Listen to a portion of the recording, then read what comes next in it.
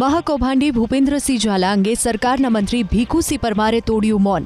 એક કાર્યક્રમમાં મંત્રી ભીખુસિંહ પરમાર ન માત્ર ભૂપેન્દ્રસિંહ ઝાલા સાથે હાજર હતા, પરંતુ ભૂપેન્દ્રસિંહની પ્રશંસા કરતા નજરે પડ્યા હતા. ભીખુસિંહના પુત્ર સામે પણ આરોપો લાગ્યા હતા. એવામાં હવે મંત્રી ભીખુસિંહ પરમારે એબીપી અસ્મિતાના કેમેરા સમક્ષ સ્વીકાર્યું કે ભાજપના કારણે 2 વર્ષથી ભૂપેન્દ્રસિંહને ઓળખતો હતો. 2022માં ભૂપેન્દ્રસિંહે 2 બેઠક પર ચૂંટણી લડવા ટિકિટ માંગી હતી. એટલું જ નહીં, ભીખુસિંહનું એવું પણ કહેવું છે કે ગુનેગારને ઓળખવાની અમારી પાસે લેબ નથી. ભીખુસિંહે એમ પણ કહ્યું કે મારો પુત્ર એજન્ટ હતો કે નહીં તેની જાણકારી નથી. જો તે એજન્ટ હોય તો કાર્યવાહી થવી જોઈએ. એમને જે ફાઉન્ડેશન બનાવ્યું મારા ધ્યાન પડતું છે નહીં, અને છતાંય જો બનાવ્યું હોય અને એમાં કંઈ ગુનો બનતો હોય તો શિક્ષાત્મક કાર્યવાહી થાય.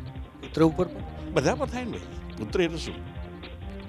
વાત એવી પણ આવી છે, સાચી છે ખોટી છે મને નથી ખબર, મેં સાંભળેલી વાત છે કે તમારા પુત્ર પણ એમની આ સ્કીમમાં એજન્ટ તરીકે કામ કરે. એજન્ટ તરીકે એને મારી જાણકારી મુજબ કર્યું નથી, અને કર્યું હશે તો આવશે